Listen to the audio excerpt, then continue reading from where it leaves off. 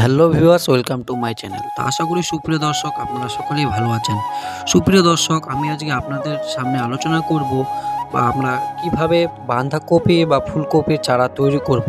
অনেক সময় শীতকালে সুপ্রিয় দর্শক আমরা এই চারা তৈরি করতে গিয়ে আমাদের বীজ নষ্ট করে ফেলি।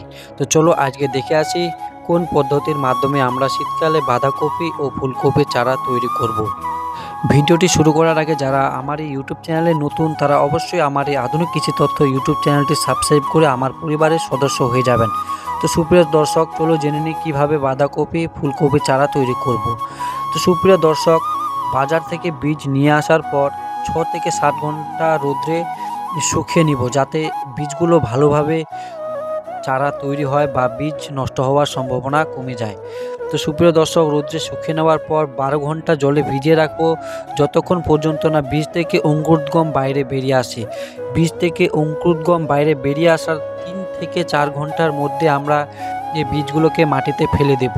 কারণ বীজগুলো যদি আমরা অনেক দেরি করে মাটিতে ফেলি তাহলে রোদ্রের কারণে বা অন্য কোনো কারণে বীজের যে অঙ্কুরোদ্গম বের হয়েছে সেই অঙ্কুরোদ্গমগুলো নষ্ট হওয়ার সম্ভাবনা বেড়ে যায়। তো সুপ্রিয় দর্শক, এরপরে মাটি কিভাবে তৈরি করব। আমাদেরকে মাটি তৈরি করার জন্য সুপ্রিয় দর্শক বিভিন্ন ধরনের পদ্ধতি অবলম্বন করে থাকি। কেউ ট্রাক্টরের মাধ্যমে মাটিটাকে গুঁড়ো করে থাকি, কেউ বা হাত দিয়ে। তো চারা ফেলার সময় আমরা লক্ষ্য রাখবো যে মাটি যাতে ভালোভাবে গুঁড়ো হয়।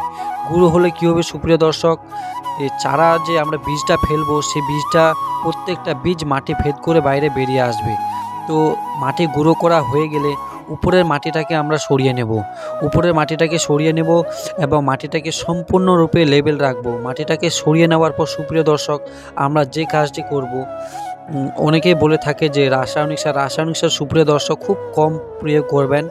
জৈব সার যত বেশি পারবেন তত প্রয়োগ করবেন। মাটিটাকে উপরে সরিয়ে নেওয়ার পর প্রত্যেকটা বীজ আমরা একটা দুটো করে বীজ মাটিতে ছড়িয়ে ছিটিয়ে ফেলে দেব। কারণ আমরা যদি একেবারে বীজগুলোকে সম্পূর্ণ ছড়িয়ে ছিটিয়ে ফেলে দিই তাহলে এক জায়গায় 2 থেকে 4টে বীজ পড়ে যায়। এরপরে যে চারাটা তৈরি হয় এই চারাটা কিন্তু অনেক দুর্বল বা অনেক সময় মাটি ভেদ করে বাইরে বেরিয়ে আসতে পারে না।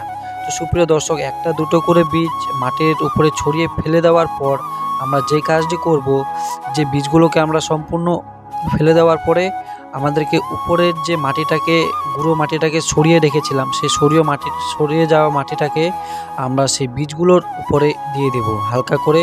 বেশি দিলে কিন্তু হবে না, কারণ বেশি যদি মাটি চাপা দিয়ে দিই তাহলে কিন্তু বীজ মাটি ভেদ করে বাইরে বেরিয়ে আসতে পারবে না, যেহেতু শীতকালে রোদ্রের টেম্পারেচার খুব কম থাকে সেই কারণে। তো সুপ্রিয় দর্শক, চলো 4 দিন পরে আমি যখন দেখতে আসলাম আমার এই বাঁধাকপি বা ফুলকপির চারাগুলো, তো মাটি ভেদ করে সবগুলোই কিন্তু বাইরে বেরিয়ে আসছে।